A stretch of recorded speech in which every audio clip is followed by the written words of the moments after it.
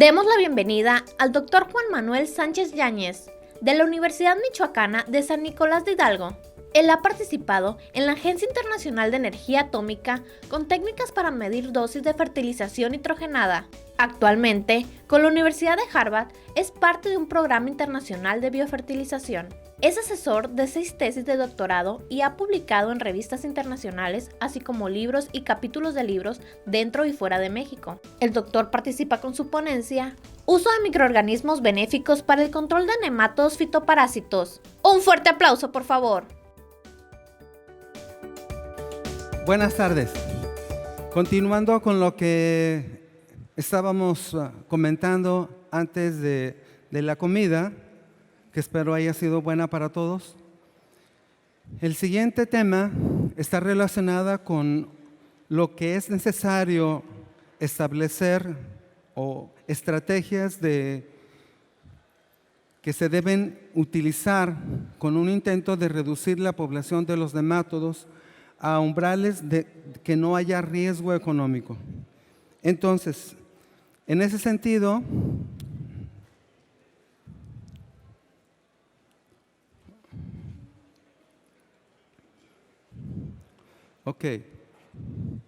como señalé al principio, los nemátodos utilizan a las plantas no solamente como alimento, sino como un sitio donde viven. Estoy refiriéndome en este caso a los nemátodos que forman nódulos con meleindogine, y es uno de los aspectos más importantes que refieren a cómo evitar que los nemátodos se establezcan de forma peligrosamente alta es buscar diferentes formas de regular la población. Entonces, lo que nosotros revisaremos brevemente son algunas de las maneras como es posible establecer control de la densidad de los nemátodos fitoparásitos en el suelo o en los sistemas de producción. Como ustedes saben, la causa de la explosión de las poblaciones de los nemátodos en el suelo están asociadas,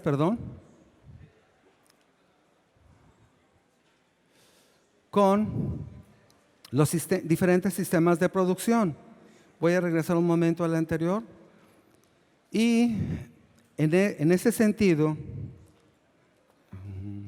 es necesario reconocer varias cosas importantes. Bueno, primero, que una planta que tenga problemas de estrés nutricional derivada de elementos esenciales, del pH, de la salinidad, otra que tiene que ver con el nivel de agua en el suelo y en términos generales de la condición de fertilidad, favorecerá una infección que en consecuencia generará graves pérdidas económicas. Entonces tenemos los diferentes sistemas de producción y existen una de las recomendaciones más comunes es que es necesario establecer formas fitosanitarias para evitar la dispersión de los nemátodos en el suelo. Esto refiere al hecho de que cuando los nemátodos pueden ir desde una planta infectada a una que no está, especialmente porque está bien conocido que los nemátodos son sensibles a detectar la presencia de ciertas sustancias que indican que las plantas tienen problemas. Entonces, toda práctica que involucra la limpieza de los elementos del manejo del suelo es importante porque muchas veces es esas prácticas culturales las que facilitan la dispersión de una enfermedad. Entonces, existen factores muy importantes, este es el caso de la temperatura, que pueden facilitar una explosión de los nemátodos en el suelo. Entonces, las temperaturas que facilitan este tipo de condición deben ser evitadas precisamente porque eso favorece un ataque de forma drástica. Entonces, En ese sentido, es importante establecer antes de la siembra y después de la siembra algunas medidas que eviten la proliferación de los nemátodos. Por ejemplo, la eliminación absoluta de todos los residuos anteriores. Uno de los aspectos que se incluye aquí es el que los desechos y las malezas, que son un reservorio no solamente de hongos, bacterias y virus, también deben ser eliminadas del suelo, al igual que cualquier planta que tenga alguna característica de infección por nemátodos. Entonces, es importante que si se trata de un suelo, se establezca un método de desinfección, un método que asegure la reducción de la población.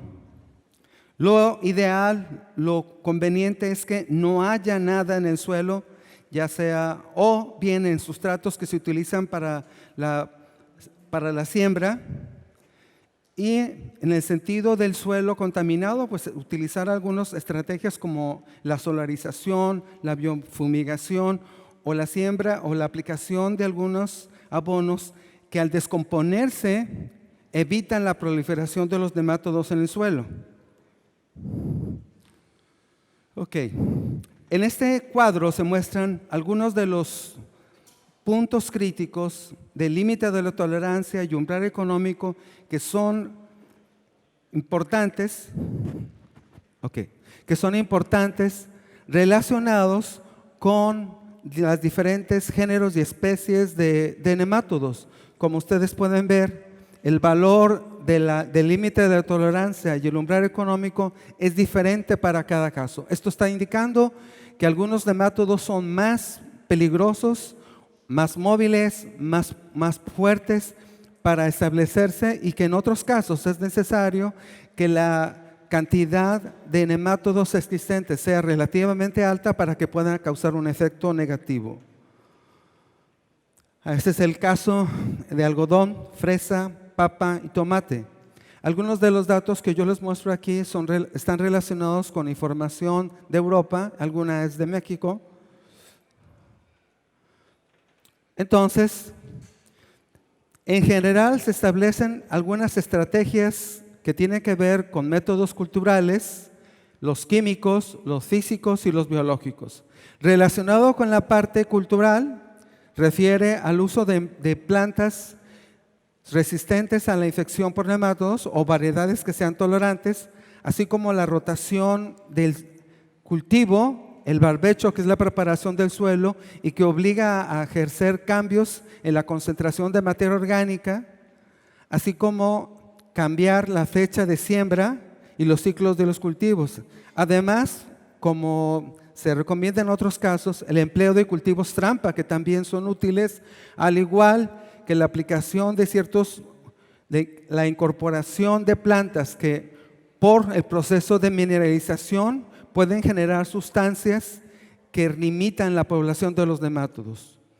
Simultáneamente con esto, existe la preparación del terreno en base a algún método de eliminación del exceso de nemátodos, especialmente de aquellos que no son químicos, y la aplicación de extractos vegetales que también tienen un efecto de limitar la proliferación de los nemátodos, además de algunas sustancias que favorecen la competencia y evitan que los nemátodos puedan establecerse. Dentro de los métodos físicos tenemos la solarización, la aplicación de vapor de agua, calor, microondas y la inundación del terreno. De estos métodos, algunos tienen que ver con una elevación de temperatura, otros, como el caso de la solarización y el vapor, mientras que la inundación asume que los nemátodos, siendo aeróbicos, van a tener problemas para sobrevivir primero y crecer después. Junto con estas estrategias culturales, químicas y físicas, existe la aplicación de microorganismos o antagonistas. Aquí tenemos algún ejemplo de hongos que generan micorrizas en el nivel de las raíces. Las micorrizas no solamente se consideran importantes en el aspecto de absorción de fósforo, también se sabe que pueden ayudar a la absorción radical de otros elementos como cobre y hierro, además de las bacterias promotoras de crecimiento vegetal y otro tipo de microorganismos. La suma de estas estrategias establecen un cuadro de integración que facilita la reducción considerable de la población. Entonces, estos son algunos de los compuestos que se han recomendado en Europa para la eliminación del exceso de nemátodos. Estas son algunas de las dosis recomendadas. De nuevo, hay que recordar, como el comentario que se hizo antes, la parte orgánica es el futuro, pero no es lo más importante en este momento. Entonces, otro aspecto que se maneja importante es la selección de un cultivo que tenga la capacidad o de evitar el daño, entonces, de la resistencia vegetal. Aquí tenemos el ejemplo que se muestra aquí. Son plantas, en este caso, las que no permiten el crecimiento de los nemátodos. Aquí son dos tipos de plantas, una que es tolerante y una que es sensible. Entonces, lo que muestra aquí es cómo funciona. La resistencia se basa en el hecho de que las plantas pueden producir sustancias que evitan la supervivencia o la multiplicación del nemátodo. Las plantas, a través de un mecanismo que probablemente la mayoría conoce, un mecanismo de defensa, existen unas sustancias llamadas fitoalexinas. Se cree que algo parecido, porque no existe un conocimiento detallado, preciso. Se cree que las plantas pueden generar a través del sistema radical y en otras partes de su cuerpo sustancias que evitan lo que ustedes ven aquí, una reducción drástica de la población. Perdón. Okay. Y entonces aquí tenemos ejemplos de dos tipos de tomates, uno susceptible y uno resistente a nemátodos fitoparásitos. La resistencia, igual que otras características, puede ser regulada mediante selección genética. Existen ya, de acuerdo con investigación en plantas, genes que demuestran que ciertas especies de hortalizas pueden evitar la proliferación de grupos específicos de nemátodos. Este es un ejemplo de lo que les señalo. Otro aspecto que debe ser considerado importante es el barbecho y rotación de cultivos agrícolas. Entonces se sabe que cuando hay una rotación, la población de los fitoparásitos puede decrecer en un intervalo de este valor. Y que además esto es muy importante porque las malezas, la investigación y la práctica demuestra que la eliminación de las malezas es un factor crítico para reducir la población de nemátodos fitoparásitos en ambientes donde estos son un problema. ¿Cuáles son algunas de las ventajas que tiene esto? Los nemátodos, igual que toda forma de vida, han desarrollado mecanismos contra aquella acción que los humanos establecemos. Existen nemátodos que en este momento, que originalmente no podían colonizar algunas plantas que habían sido seleccionadas por resistencia genética, ahora tienen mecanismo de supervivencia. El otro aspecto es que cuando se eliminan las malezas, existen algunos nemátodos que han modificado su fisiología para lograr sobrevivir en ambientes con baja cantidad de agua y algunos, especialmente los que producen quistes, no tienen problema con ello. Entonces, algunas veces el hecho de que esto puede ocasionar, en algunos casos, una reducción de la concentración de materia orgánica y erosión. Okay. Una de las formas recomendadas actualmente y que tiene un amplio uso es la biofumigación. Esta es el que algunas plantas o algunas sustancias que se incorporan al suelo, cuando se descomponen, generan cierto tipo de sustancias que evitan, repito, dos cosas. Supervivencia, que es que nemátodos que no se están reproduciendo mueran o no puedan reproducirse. Dos, sustancias que evitan la multiplicación de los nemátodos. Entonces, en ese sentido, existen gases que son derivadas de la degradación de productos animales o vegetales. Okay. El otro es, por ejemplo, ciertas variedades de gramíneas, o el caso del sorgo, tienen algunas sustancias que generan ácido cianhídrico. El ácido cianhídrico es una sustancia que bloquea el mecanismo de respiración aeróbica. El cianuro es un tóxico de respiración en contra de los nemátodos. Y el ejemplo más conocido es el caso de Brassica, que produce estas sustancias que son compuestos de azufre que limitan las dos acciones de los nemátodos, supervivencia y reproducción. Algunas de las desventajas es que a veces no es fácil conseguir abonos orgánicos que generen estas sustancias. En otras veces, el exceso de estas sustancias puede romper la relación carbono-nitrógeno que tiene que ver con asuntos de fertilidad. Y en el caso del sorgo, esto puede causar la acumulación de nitratos, que son no solamente tóxicos para las plantas. Cuando los nitratos le exilian de la superficie del suelo a mantos acuíferos, pueden causar un problema de contaminación de agua. Y además tenemos que en el caso de Brassica sucede lo contrario. El exceso de nitrógeno, bueno, es algo parecido, genera un exceso de nitrógeno que puede causar, al igual que en el mecanismo de arriba, un exceso de nitrógeno para mantos acuíferos. Ustedes saben, en el mundo, los nitratos son responsables de cáncer de colon en humanos. El colon de los humanos tiene una condición de anaerobiosis. Los gases que nosotros generamos por comer no son humanos, son biológicos. Y estos derivan de que cuando se da un proceso anaeróbico en la última parte del colon antes del ano, se da una generación de gases. En esa condición de anaerobiosis, nitratos derivados de estas acciones pueden convertirse en nitritos. Por genética está demostrado que los nitritos son mutágenos. Existe una evidente correlación entre nitritos consumidos en productos cárnicos como son jamones, salchichas y el cáncer en el colon. Un problema que en este momento en México está empezando a ser un asunto importante.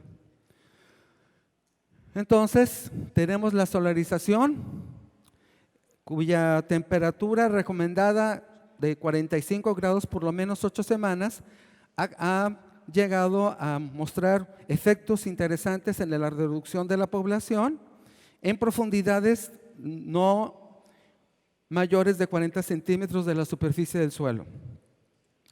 Además, y la opción, recuerden, hablamos de métodos culturales, químicos, físicos y biológicos.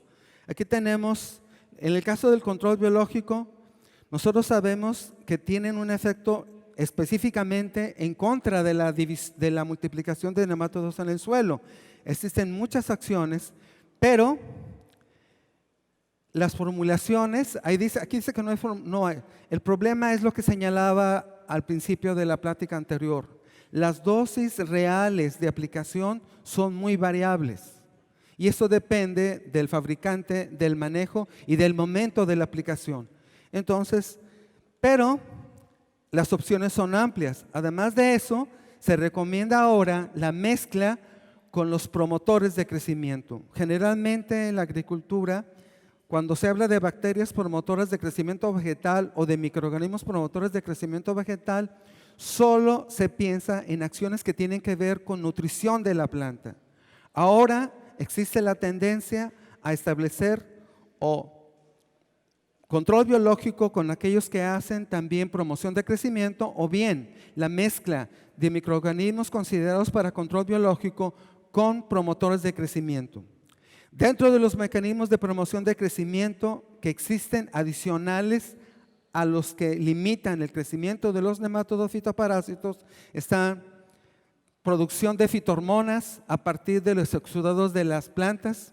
Existe la evidencia clara de que la mayor parte de las plantas puede producir a través de exudados de la raíz triptófano. El triptófano es un promotor de auxinas.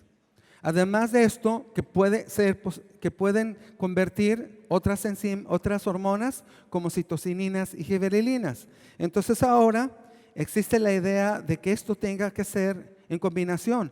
Aquí tenemos el ejemplo otra vez de Bacillus thuringiensis. Esta es una imagen de microscopio de luz, muy distinto a lo que les mostré en la mañana.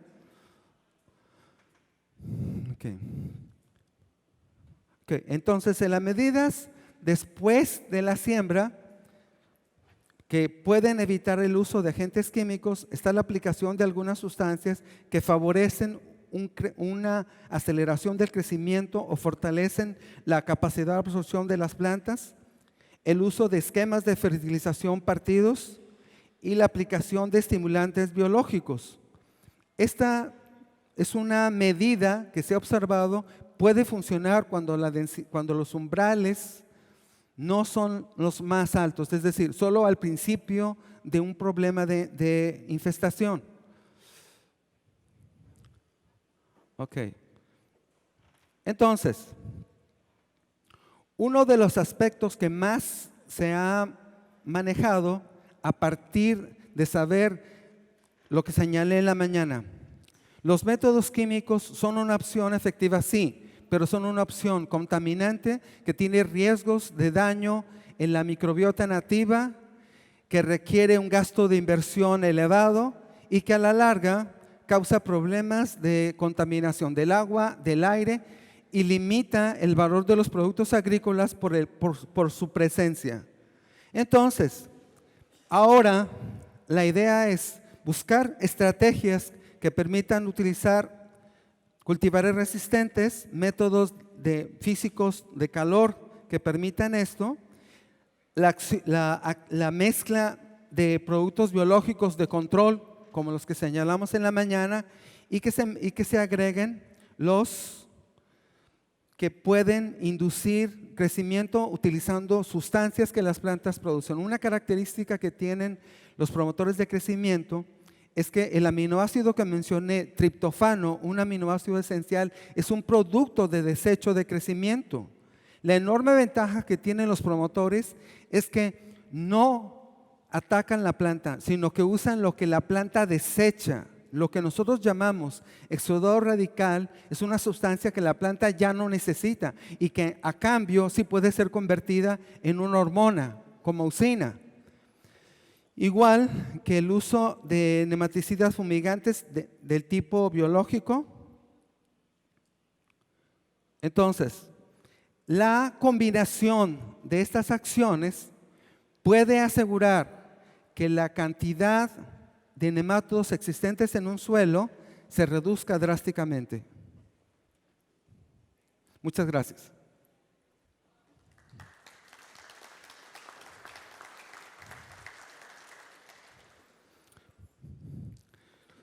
Algo que no se mostró ahí porque espero no haberla brincado. Permítame porque, a ver. ¿Sí? A ver, que me deje ver. Sí. Un momentito. ¿Ya? Ahora sí ya, ¿verdad? ¿Listo? Ok.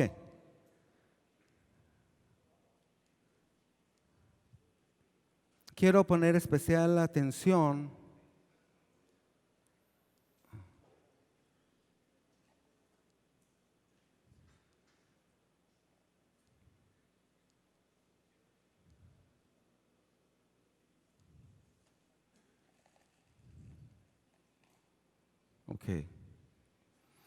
esta parte. Esto originalmente solo se recomendaban hacer acciones aquí.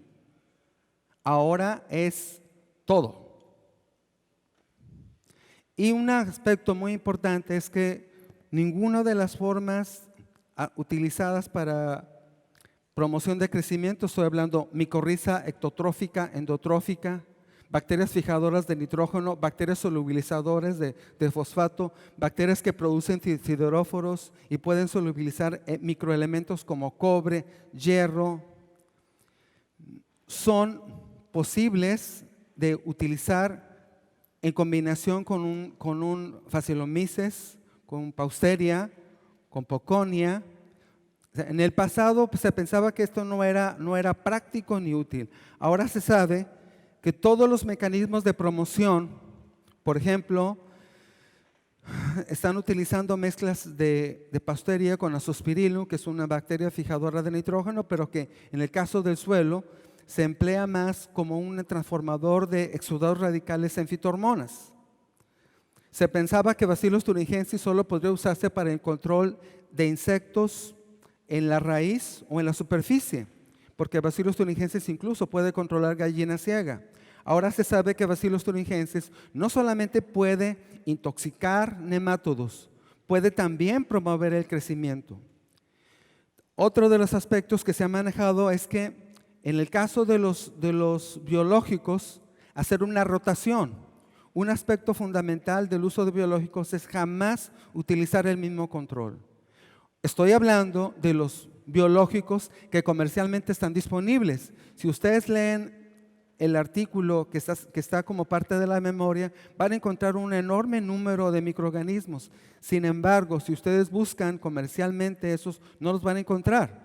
La investigación al respecto es muy amplia, pero una cosa es la investigación y otra cosa es la comercialización. Nosotros tenemos un aspecto de trabajo que tiene que ver con la validación de productos agrícolas. Y un insumo relacionado con promotores de crecimiento vegetal como esto es relativamente fácil de sacar. 3 dosis, dos cultivos blanco y listo. Pero cuando se trata de un control biológico, debido a las regulaciones internacionales, ahora hay que sacar, sí, controla nemátodos fitoparásitos, pero demuéstrame que no daña humanos. Entonces necesitas un modelo, como los humanos no podemos ser sometidos a pruebas de toxicidad, entonces se utilizan modelos con ratas. Y el trabajo para sacar un producto biológico con registro y con aprobación internacional, mientras que un producto a base de promotores en 6 meses pueden sacarse los datos experimentales para que la ley lo considere. 6 meses más la parte de trimatología, de trámites y ya está. Si es un biológico, se requieren por lo menos de 2 a 3 años antes de que la autoridad diga, ok, adelante, puedes usarlo. Entonces, ¿qué significa? Que de la enorme investigación que existe sobre los biológicos que se pueden emplear, de 100, como mencionaba en la mañana, solo son 10 los que son posibles conseguir comercialmente. Y de esos 10, algunos de los productos se producen en los Estados Unidos, en Europa, se importan y se formulan en México, pero en el movimiento entre la producción, hasta que llegan a las manos del técnico o del agricultor, la viabilidad, el principio activo se ha modificado drásticamente. La mayoría de los humanos sabemos que los microorganismos existen, pero muy pocos les damos la importancia. La mayoría pensamos que los tratamos como si fueran cosas, no lo son. Si yo no sé manejar un biológico, los resultados jamás van a ser lo que yo espero.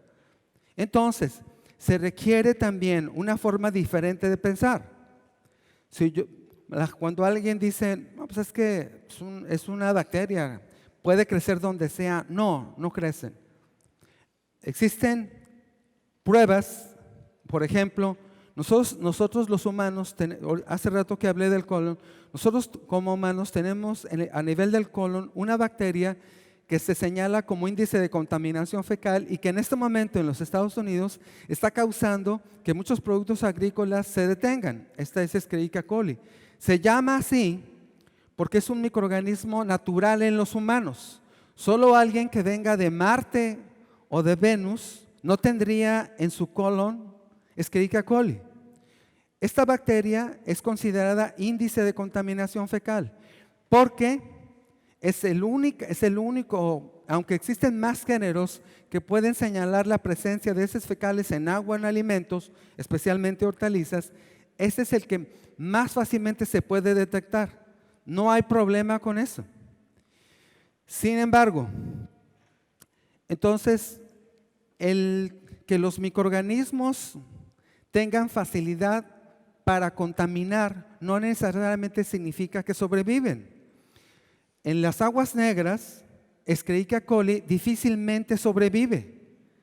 Sobrevive cuando hay materia orgánica abundante, menos no. La mayoría de las personas suponen que Bacillus thuringiensis, después de que alguien va al baño, pasa por el drenaje, en el transcurso del drenaje, el microorganismo que en teoría debería ser fuerte, se muere. Y se supone que ese está adaptado para vivir en esos cálculos. 1 gramo de heces humanas tiene 100 millones de Escherichia coli. Ha sido imposible demostrar la supervivencia. Si alguien tiene un drenaje, saca muestras del drenaje para ver qué tanto está vivo Escherichia coli. Digamos que empezó a las 8 de la mañana y terminó a las 8 de la noche.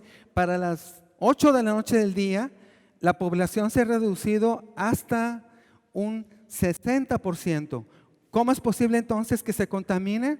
Porque nosotros no tenemos sistemas correctos o son muy antiguos los sistemas de drenaje generalmente, o alguien está usando aguas negras, pero no son 100 millones por gramo, son 1000 millones por gramo. ¿Por qué pueden contaminar el alimento? Porque son demasiados. Bueno, en el caso de los productos biológicos, si el producto dice, genera 100 unidades formadoras por gramo o por mililitro, ese es al salir del laboratorio. Ese es en el momento. Pasa el primer mes y a nadie le van a recomendar que lo guarde en un refrigerador. ¿Por qué no? Porque eso aumentaría un costo de manejo. Ok, déjalo a una temperatura ambiente. La mayoría de las formulaciones son o líquidas o sólidas. ¿Por qué son líquidas? Las que son líquidas eliminan cualquier nutriente del producto para que no tenga oportunidad de reproducirse, porque en el momento que se reproduzca, dentro se va a morir. Entonces, ¿qué hacen? Lo colocan en un soporte sólido para bajar su capacidad reproductiva y alargar su vida de anaquel. Si está en una condición líquida, se suprimen todos los nutrientes para que no tenga que comer y se apuesta a la reserva que el microorganismo tiene para mantenerse viable. Si en el manejo se dan condiciones de alta temperatura, estoy hablando arriba de 50 grados, si se mezclan con soluciones alcalinas, 7.98, soluciones abajo de 6, 5.5, 6, 6.6, eso va a reducir la viabilidad. Si en lugar de usarlo al mes de la preparación se usa 2 meses, la cantidad se ha reducido en un 10%. Entonces, producir un organismo biológico para control lleva desde el momento de que se hicieron las pruebas alrededor de 4 a 5 años. Uno de estos, en realidad el único problema es trámite, porque en 1 año es posible obtener un registro y un permiso. Entonces, en el pasado solo se recomendaba usar estos por separado de estos. Ahora se sabe que si se aplica una buena micorriza para un suelo con problemas de fósforo, si se aplica una combinación de micorrizas para suelos, micorrizas con bacterias, fosfatos y calcio, si se aplica con alguno de estos, es posible que la interacción fortalezca el sistema radical, genere una planta que libera sustancias que no permiten el crecimiento de los nemátodos. Es decir, ahora se está apostando a no hacer una división de los productos, sino más bien a establecer productos que puedan ser compatibles junto con las otras prácticas culturales. Entonces, si se realizan acciones entre la variedad, los extractos vegetales, la solarización y la mezcla de estos microorganismos, lo más seguro es que se logre algo como esto. La intención al final del día es lograr esto. Estas estrategias tienen básicamente este propósito: mantener a raya la población para evitar los posibles los daños que generará una explosión de la población. Ahora, cuando alguien tiene un manejo inadecuado del suelo, no solamente tiene uno de estos géneros, puede tener una mezcla. Estas acciones integrales, como la que mostré, estas acciones integrales permiten el control simultáneo de varias especies. En el pasado, el solo usar una sola acción de estas, sí, controlaba al nematodo blanco, pero los otros podrían aprovechar esa oportunidad y constituirse en un problema posterior. El uso de estas estrategias y, por ejemplo, las actuales, las micorrizas, estas estamos hablando de las arbusculas, estamos hablando de las que son endófitas, porque hay que recordar que las micorrizas, las que se utilizan para especies arbóreas como el pino, son micorrizas externas, estas son internas. ¿Por qué es importante que sean internas? Porque evitan el acceso, al formar una red alrededor de la raíz, evitan el acceso de los nemátodos que son ectoparásitos, y con la producción de sustancias que se generan alrededor de la raíz evitan el establecimiento en la zona radical y la movilidad en el interior de la planta. Estas estrategias de esta manera están favoreciendo dos cosas importantes. La primera, la reducción de los métodos químicos basados en compuestos como el bromuro. Dos, la conservación de la fertilidad del suelo con prácticas que generan productos con menos riesgo de daño al consumidor, al quien lo fabrica y al ambiente. Basado en estas ideas es que se piensa, entonces ya esto ha venido a reducir esta parte. ¿Por qué? Porque, por ejemplo, como señalé antes, aquí ya hay algunas variedades de tomate que hace 5 años eran resistentes, ahora ya no lo son. Entonces, para lograr un efecto como este, lo que se está haciendo es integrar, hacer todas estas acciones y con el uso de las diferentes, evitar este tipo de problemas. Okay. Sí.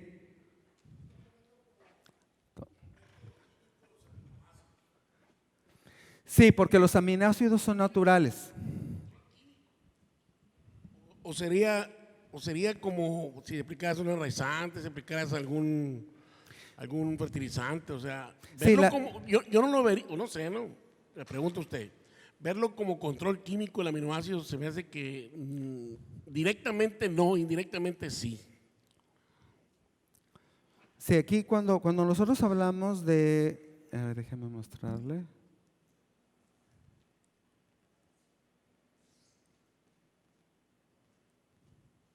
Bueno, acá. Sí, estamos hablando de aminoácidos naturales, porque de los aminoácidos que forman parte de las proteínas. Por eso mencioné el triptofano.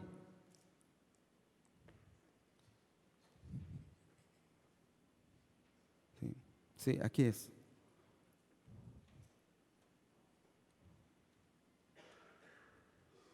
A ver, aquí arriba. Sí. Por eso mencioné aminoácidos. Déjeme ver, no me acuerdo. Sí. Entonces, cuando se señala aminoácidos, no se refiere a aminoácidos diferentes a los que ya existen en las proteínas. Se refiere a aminoácidos que son parte de las proteínas. Triptofano en la clasificación de bioquímica de aminoácidos tenemos los esenciales y los no esenciales. Triptofano es un aminoácido esencial que está en todas las proteínas independientemente del tipo de ser. Bueno, entonces ¿es el triptofano nada más como aminoácido o todos los demás aminoácidos? ¿Perdón, otra vez?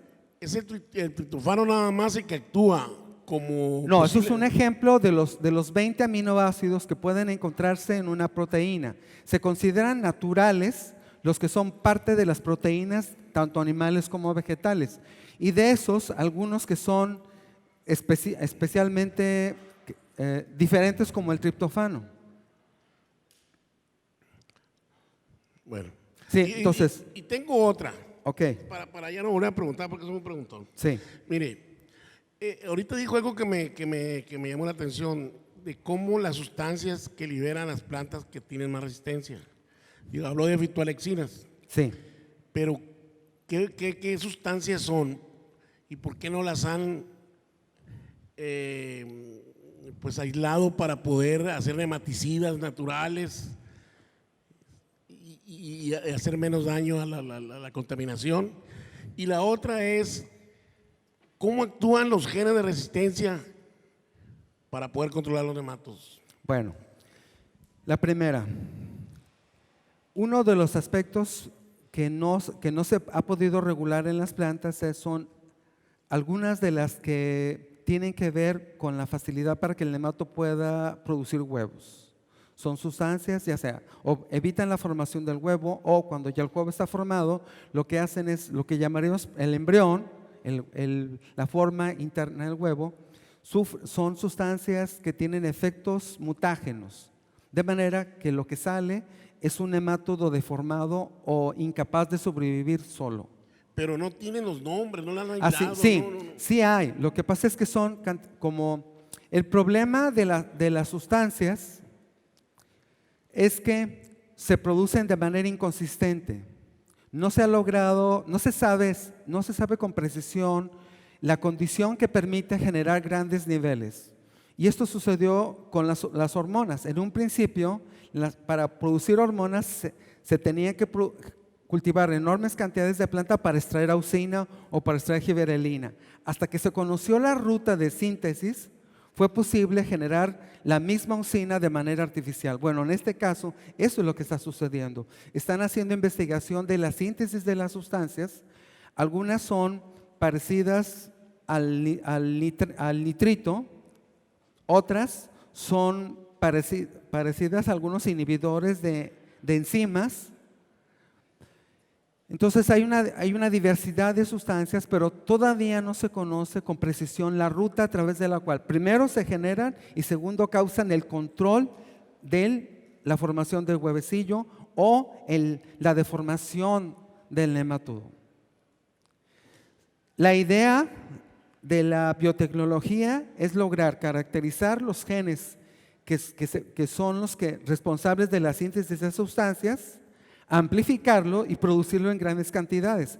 Pero mientras no se conozca en detalle cómo sucede, eso es muy complicado. Pero sí se sabe qué genes son para poder hacer variedades resistentes. No, sí, son, por ejemplo, hay lo que son análogos de bases púricas y pirimídicas.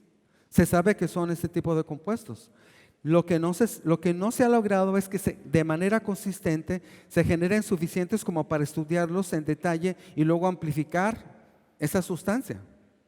Pues eso es lo que sigue porque estamos a ciegas. Sí, porque además las plantas son como las vacas, dependiendo de dónde se cultivan, qué se les da de comer, es lo que generan. Las plantas es lo mismo. La condición, por ejemplo, ciertas condiciones de estrés hacen que la planta genere ciertas sustancias. Cuando la planta no tiene limitantes de nitrógeno y fósforo, esas sustancias no se generan. Entonces, es una etapa interesante porque da una perspectiva de que algo más diferente podría hacerse en el futuro. Aplicar una sustancia directamente en esa en lugar de agregar el material vegetal y esperar a que se descomponga. Esa era la pregunta. Sí.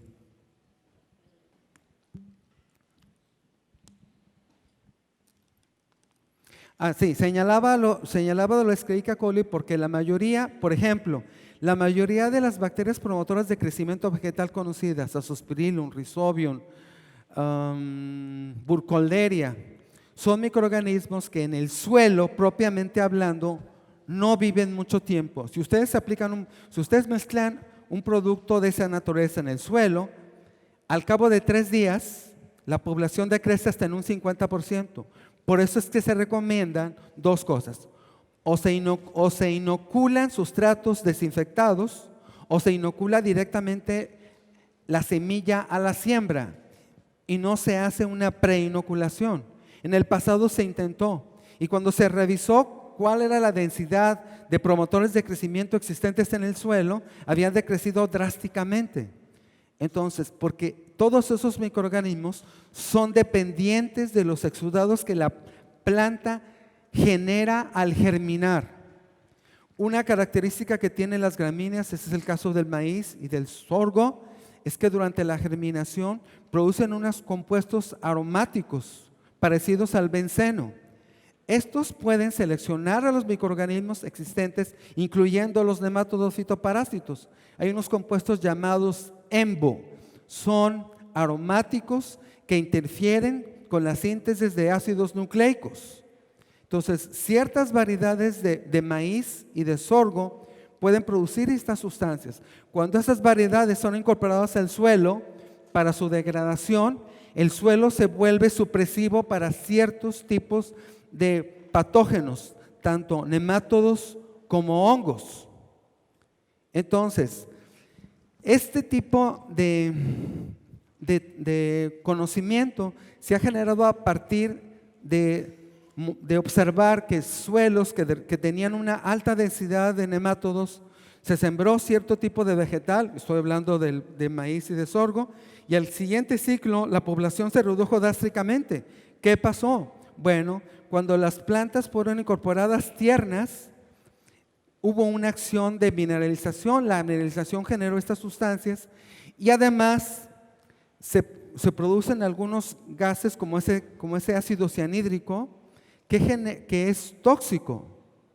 Entonces, algunos de los descubrimientos que llevan a la idea de cómo regular la población de los nemátodos a niveles de que no sean un problema económico, ha sido circunstanciales. Bueno, muchas veces las cosas de la ciencia que llevan a la práctica han sido circunstanciales. Ese es el caso de la biofumigación. Alguien incorporó cierto tipo como brassica al suelo con la idea de cambiar la estructura y la condición de fertilidad del suelo y detectó que la población de los nemátodos decreció. Cuando se hizo un estudio detallado de qué sustancias estaban generando nematotóxicas, se encontró que esa sustancia era la que estaba causando el decremento de la población. Pero el trabajo no se hizo con la intención de matar nemátodos, se hizo con la intención de mejorar la condición de fertilidad del suelo. Entonces, ha sido una parte planeada y una parte resultado de las acciones con un propósito, fertilidad, que resultó en una acción de control biológico. ¿Sí?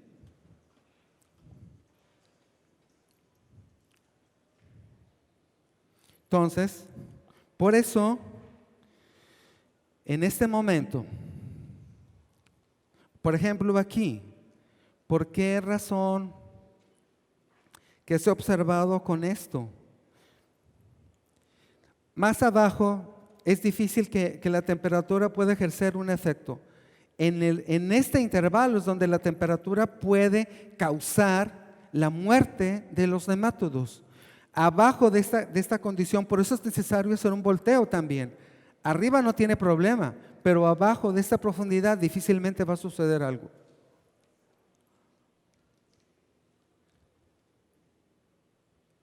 Entonces,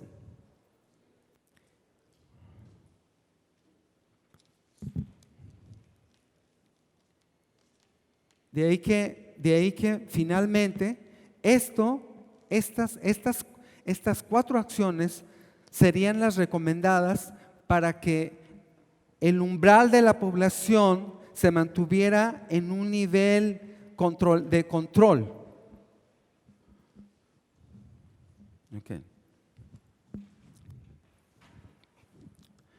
En este momento también las regulaciones internacionales están favoreciendo que se hagan esto. O sea, ¿cómo se está controlando la población en el suelo? ¿Qué productos se están aplicando? ¿Qué tanto impacto tienen para el acuífero? ¿Qué tanto impacto tienen para evitar el efecto invernadero y el calentamiento global? Entonces, lo que hace 30 años no era un problema regulable por leyes ambientales, ahora lo es. ¿Por qué? Porque si no va a suceder lo que está en la Ciudad de México, que el aire ya no se puede respirar.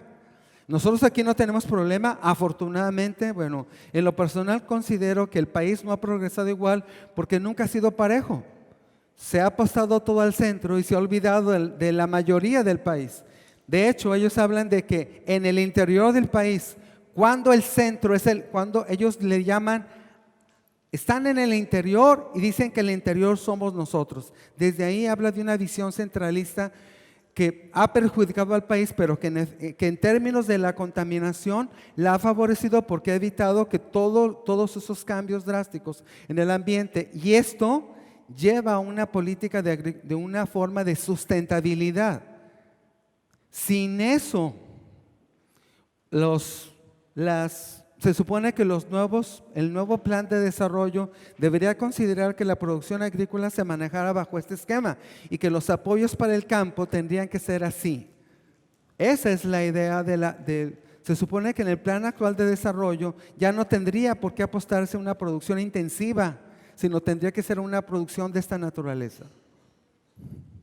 Bueno, les agradezco mucho y ya saben, cualquier cosa que ustedes consideren, voy a entregarles mi tarjeta. No es una tarjeta de presentación, sino más bien para asuntos de trabajo. Yo creo que la parte más importante este es el principio de algo. El trabajo directo de cada uno, para mí en lo personal es importante porque es un reto.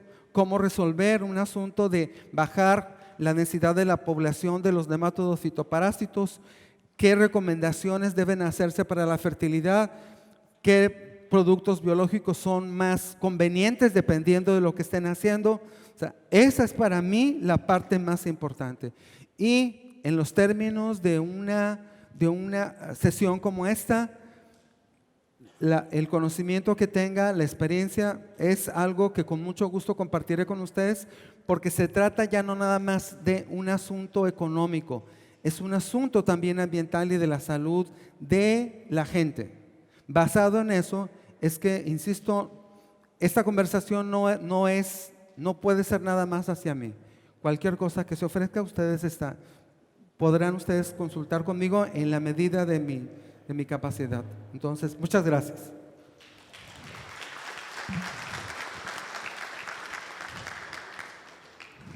Tenemos tiempo. Si alguien quisiera algún comentario, alguna opinión, algún desacuerdo incluso, pues aquí está el ponente para que lo den a conocer. ¿Quién dijo yo?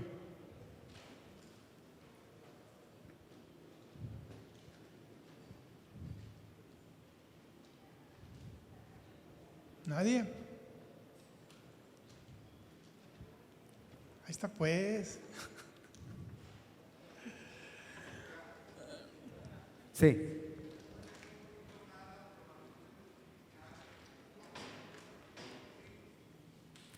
A ver, otra vez, por favor. ¿Me puede explicar un poquito más la formación de los pequeños cristales que se forman con las bacterias de los bacilos?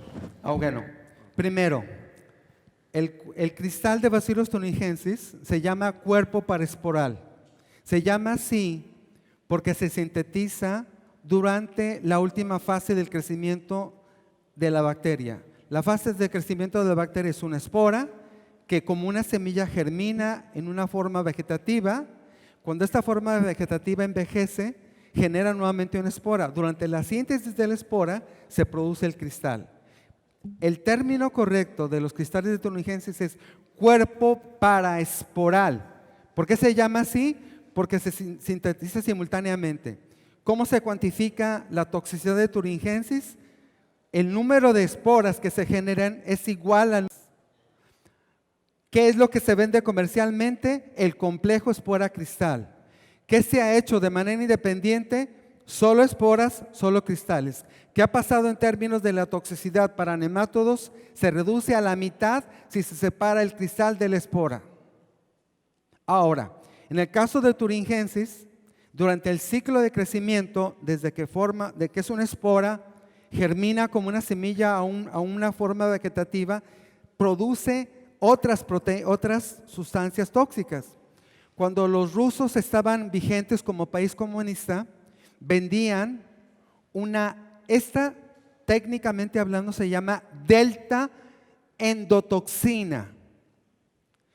Comercialmente se le llama cristal, pero técnicamente hablando se le llama delta. ¿Por qué? En los microorganismos las toxinas reciben nombres en griego. Thuringiensis produce alfa, beta, gamma y delta endotoxina. Los rusos, antes de la caída del muro, vendían una exotoxina que mata mosca doméstica. ¿Por qué razón ya no pasó del mundo comunista al occidental? Porque se demostró que si ratas embarazadas, preñadas, se sometían a dosis de la toxina, causaba malformación congénita.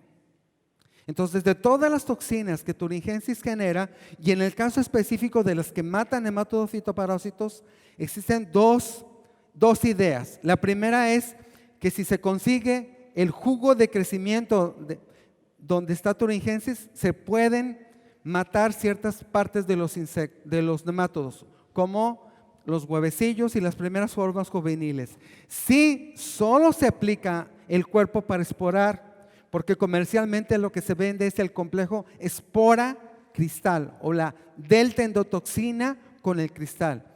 Eso es lo que los productos comerciales para Thuringiensis, eso es lo que venden. ¿Qué es lo que no se vende? Y sería importante, haciendo eco de lo que usted señala antes, que se pudiera comercializar las toxinas, las otras toxinas. ¿Por qué no se ha hecho? Porque se tienen que hacer estudios de ecotoxicidad. ¿Qué significa esto? El gobierno o las organizaciones internacionales dicen, ok, mata el nemátodo, reprime el huevecillo, causa malformación, pero dime qué le pasa a los animales, qué le pasa a los humanos. Mientras no me pruebes que no tiene un efecto en los humanos, no te voy a dar, puedo aceptar que es un control, pero comercialización no, hasta que no me demuestres que no hay un efecto de daño colateral en terceros. Esa fue la razón de que al momento de que el muro cayó, la exotoxina de Thuringiensis recomendada, la exotoxina se aplicaba en Rusia, Checoslovaquia, Cuba y Alemania Oriental cuando lo era. En el momento que el muro cae, la Organización Mundial de la Salud y los gringos a través de la FDA dijeron no, aquí ya no. Entonces nadie en este momento está prohibido la aplicación de la exotoxina de Thuringiensis. ¿Por qué? Porque en ratas causa malformación congénita.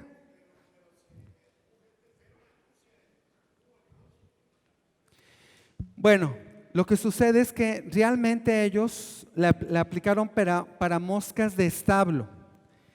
Y, o sea, existen evidencias de que puede matar moscas de establo, pero no hay datos documentados de casos humanos. Hay casos documentados en gente con SIDA, de que aplicaban en el campo Thuringiensis, les causó una infección en el ojo y la persona perdió la vista. Pero son casos de gente que el SIDA es una enfermedad que anula el mecanismos de defensa del humano. Entonces no se puede ahí acusar al microorganismo como un alto riesgo. Los cubanos y los rusos jamás documentaron daños sobre personas. También estaban cerrados. Sí. En cambio, sí existe evidencia de que cuando alguien cultiva Thuringiensis, si en lugar de esperar, porque la espora y cristal se consiguen al final, Si yo tomara una espora y dejara que creciera y tomara el caldo de crecimiento y eso lo aplicase a un cultivo, podría inhibir el crecimiento de los nemátodos. El procedimiento sería relativamente sencillo de hacer en un laboratorio, pero tomar ese producto, deshidratarlo para llevarlo al campo y aplicarlo y que tuviera éxito, ese es el reto de la biotecnología. Porque muchas de las cosas que he señalado en un bioterio no tienen problema. El bioterio está controlada la temperatura, es solo un insecto blanco o un nematodo blanco, no tiene problema, pero el invernadero y el campo no son sistemas cerrados. Ahora, dentro de los bacilos thuringiensis hay formas. Hay unos bacilos que tienen forma, ya ni recuerdo ahorita, pero son diferentes. Sí, los thuringiensis se clasifican en función del tipo de cristal y el cristal puede ser bipiramidal, cúbico, redondo o amorfo. La forma del cristal determina el efecto de toxicidad contra qué. De hecho, existen evidencias de que células humanas cancerígenas pueden ser detenidas con algunas de las toxinas de thuringiensis. Entonces, las variedades de thuringiensis se clasifican de acuerdo con el cristal. La deltaendotoxina de los cristales bipiramidales es útil para lepidópteros, los cristales amorfos para dípteros, los cristales cúbicos para gorgojos, para coleópteros. Los cristales que pueden intoxicar coleópteros también pueden intoxicar nemátodos. Ahí va la pregunta, ¿cuál es la forma que mejor ataca? Ok. La forma es de que cuando la bacteria produce el cristal durante la formación de la espora, por eso se llama cuerpo paraesporal, el cristal está desactivado.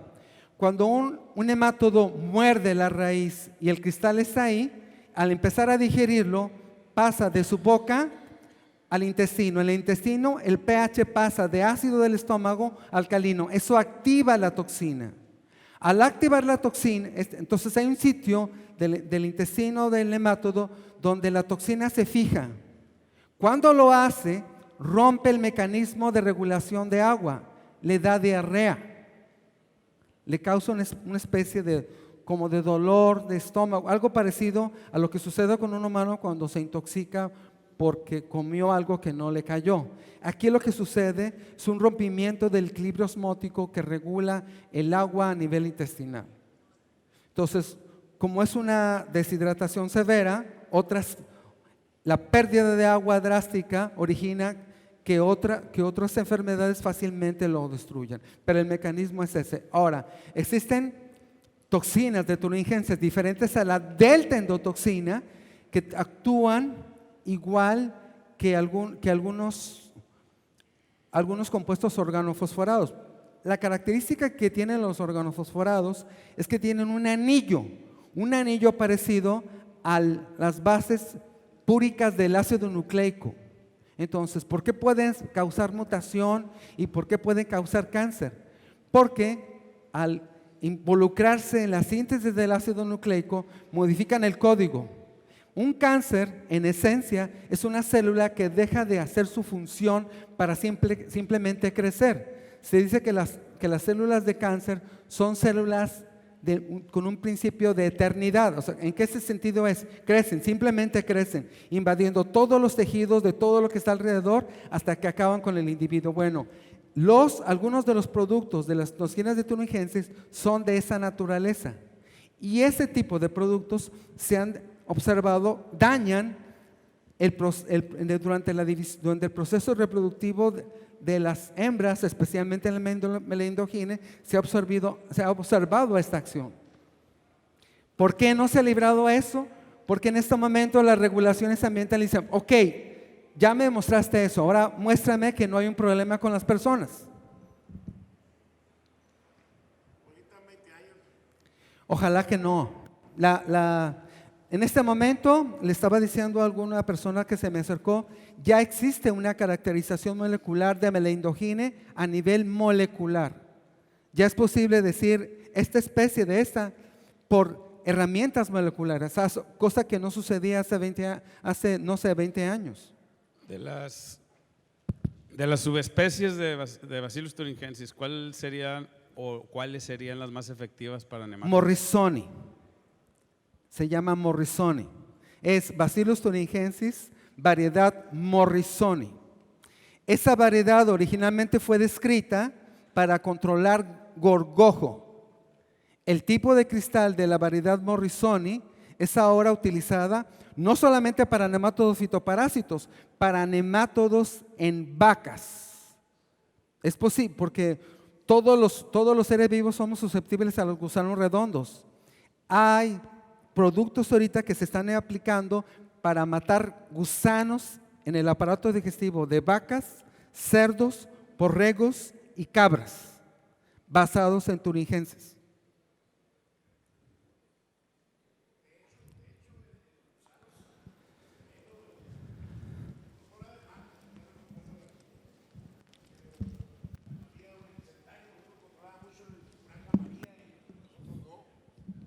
Porque era otra subespecie. Exacto, así es, así es. Entonces, el futuro es, por un lado, conocer productos de las plantas que bloquean el proceso de división celular. 2, reproducirlos de manera masiva y aplicarlos de manera pura, sin que el costo y la aplicación conlleve a elevar el valor del producto final en la producción agrícola o en la producción hortícola.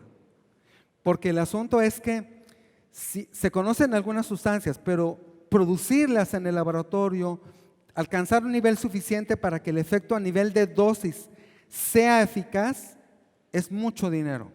Entonces, ¿dónde están moviéndose las cosas? Buscar la síntesis, generar una molécula igual de un valor relativamente bajo. Muy bien. Muchas gracias.